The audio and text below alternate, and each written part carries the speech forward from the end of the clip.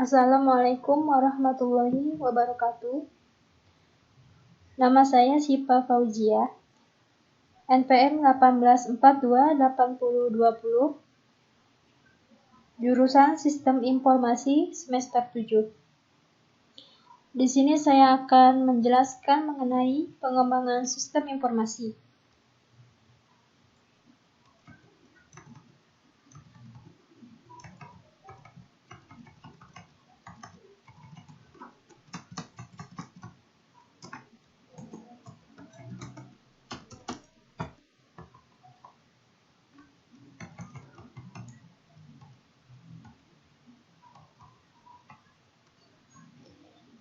Definisi dari pengembangan sistem informasi yaitu menyusun suatu sistem baru untuk menggantikan sistem yang lama secara keseluruhan atau memperbaiki sistem yang telah ada.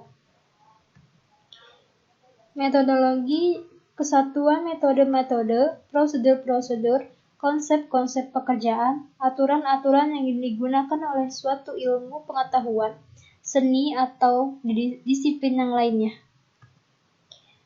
Sedangkan metode adalah suatu cara, teknik yang sistematik untuk mengerjakan sesuatu.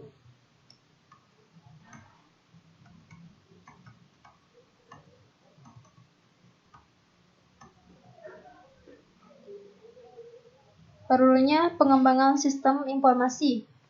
Adanya persoalan yang timbul, ketidakberesan, pertumbuhan organisasi, dan lingkungannya. Selanjutnya, untuk meraih kesempatan,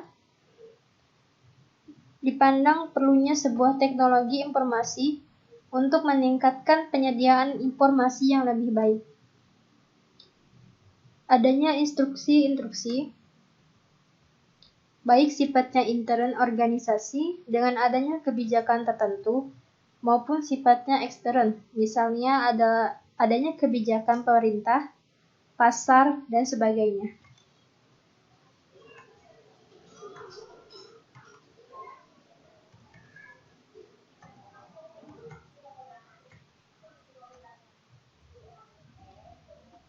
Selanjutnya yaitu prinsip-prinsip pengembangan sistem. Yang pertama yaitu libatkan para pengguna sistem, gunakan pendekatan pemecahan masalah, bentuklah fase dan aktivitas, dokumentasikan sepanjang pengembangan, bentuklah standar kelola proses dan proyek, membenarkan sistem informasi sebagai investasi modal, janganlah takut untuk membatalkan atau merevisi lingkup, bagilah dan taklukkan, dan desainlah sistem untuk pertumbuhan dan perubahan.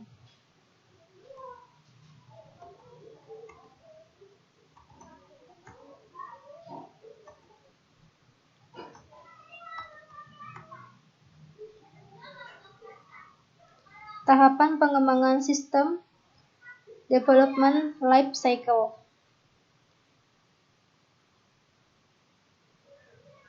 Yaitu adanya identifikasi dan seleksi sistem, inisiasi dan perencanaan sistem, analisis sistem, desain sistem, implementasi sistem, dan pemeliharaan sistem.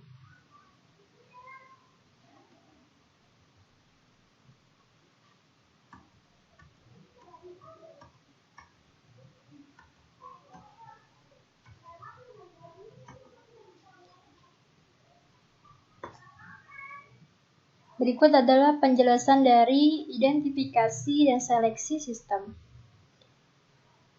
Yang pertama yaitu mengidentifikasi proyek-proyek yang potensial.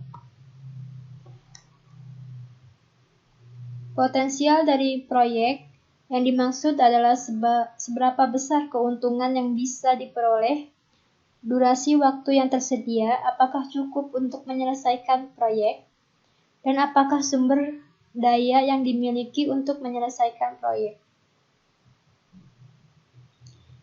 Yang kedua yaitu melakukan klasifikasi dan ranking proyek, yaitu jika pada saat yang sama Ada beberapa proyek yang harus dikerjakan sekaligus, maka perlu dibuat klasifikasi dan ranking proyek. Dari proyek yang paling layak untuk dikerjakan sampai proyek yang dirasa tidak menguntungkan jika dikerjakan. Selanjutnya yang ketiga yaitu memilih sistem untuk dikembangkan. Jika klasifikasi dan ranking telah ditetapkan, maka selanjutnya adalah menentukan proyek yang harus dikerjakan. Adapun sumber daya yang terlibat adalah pengguna, analisis sistem, dan manajer yang mengkoordinasi proyek. Aktivitas yang biasa dilakukan pada tahap ini meliputi mewawancarai manajemen pengguna, merangkum pengetahuan yang didapatkan dan mengestimasi cakupan proyek dan mendokumentasikan hasilnya. Tahapan ini akan menghasilkan laporan kelayakan yang berisi definisi masalah dan rangkuman tujuan yang ingin dicapai dari proyek yang dipilih.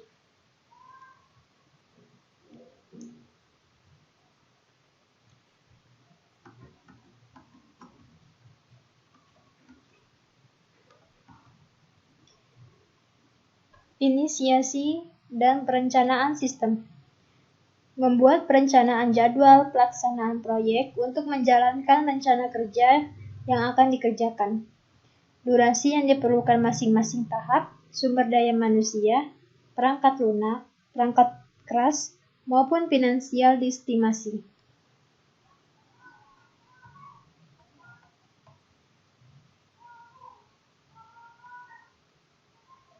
Analisis sistem. Tahapan di mana sistem yang sedang berjalan dipelajari dan sistem pengganti diusulkan. Aktivitas utama dalam tahapan analisis.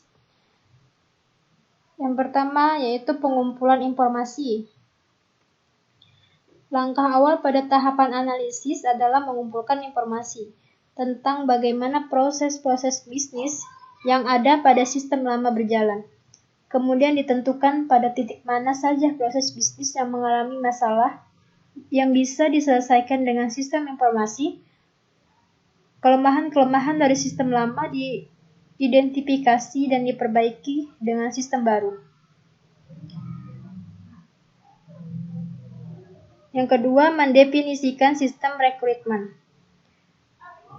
Dari informasi kelemahan sistem yang didapat, analis sistem kemudian mendefinisikan apa saja sebenarnya yang dibutuhkan oleh sistem lama untuk mengatasi masalahnya. Inilah yang disebut sebagai sistem rekrutmen atau kebutuhan sistem. Seringkali kebutuhan ini akan mengubah total keseluruhan proses bisnis pada sistem lama, tetapi kadang-kadang hanya perubahan penambahan beberapa prosedur baru. Selanjutnya yang ketiga yaitu memprioritaskan kebutuhan. Dalam beberapa kasus, kebutuhan yang diperoleh sangat lengkap dan rumit. Ketersediaan waktu dan sumber daya lain untuk menyelesaikan keseluruhan rekrutmen biasa saja tidak mencukupi. Dan pada kondisi seperti ini, maka analis akan memprioritaskan kebutuhan-kebutuhan yang dianggap kritis untuk diprioritaskan. Yang keempat yaitu menyusun dan mengevaluasi alternatif. Satu hal yang tidak boleh dilupakan analis adalah rencana kedua. Setelah menyusun dan memprioritaskan kebutuhan, analis harus menyiapkan alternatif jika seandainya susunan kebutuhan nantinya akan ditolak oleh klien. Dan yang kelima atau yang terakhir yaitu mengulas kebutuhan dengan pihak manajemen. Langkah terakhir adalah mengulas kebutuhan yang sudah ada dengan pihak klien, karena pihak klienlah yang paling tahu kebutuhan sistem mereka.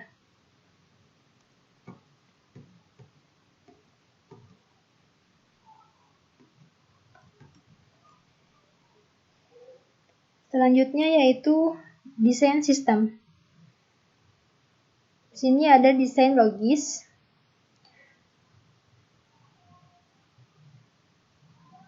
deskripsi fungsional mengenai data dan proses yang ada dalam sistem baru, deskripsi yang detail dari spesifikasi sistem meliputi input, yaitu data apa saja yang menjadi input, output, informasi apa saja yang menjadi output, proses, yaitu prosedur apa saja yang harus dieksekusi untuk mengubah input menjadi output.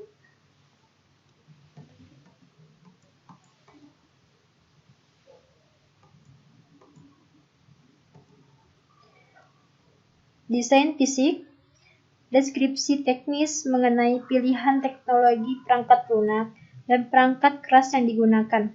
Deskripsi yang detail dari spesifikasi sistem meliputi yaitu modul-modul program, file-file, sistem jaringan, dan sistem perangkat lunak.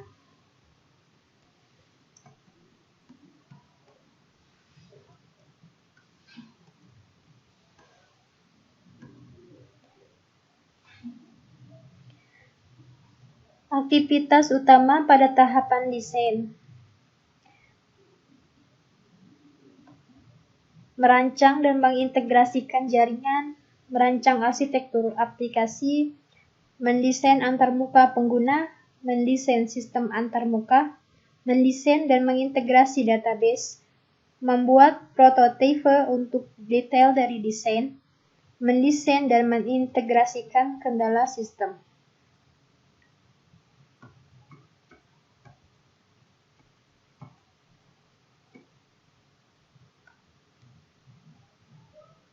Implementasi sistem. Testing yaitu menguji hasil kode program yang telah dihasilkan dari tahapan desain fisik. Tujuan pengujiannya ada dua, yaitu yang pertama dari sisi pengembangan sistem.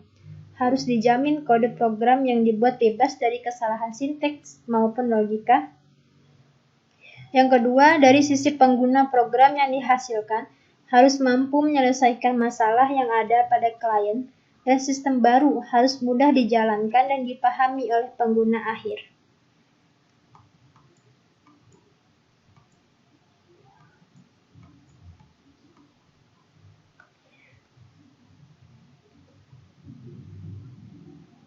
Pemeliharaan sistem, yaitu yang terakhir ada pemeliharaan sistem.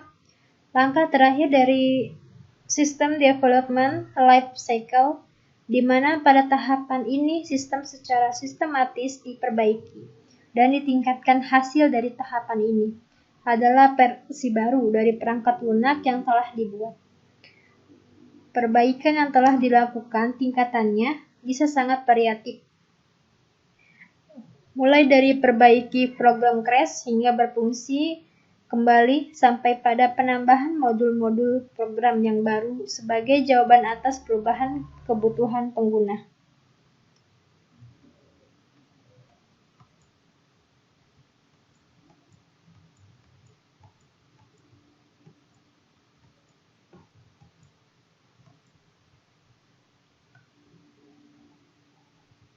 Sekian penjelasan dari saya, kurang lebihnya mohon dimaafkan.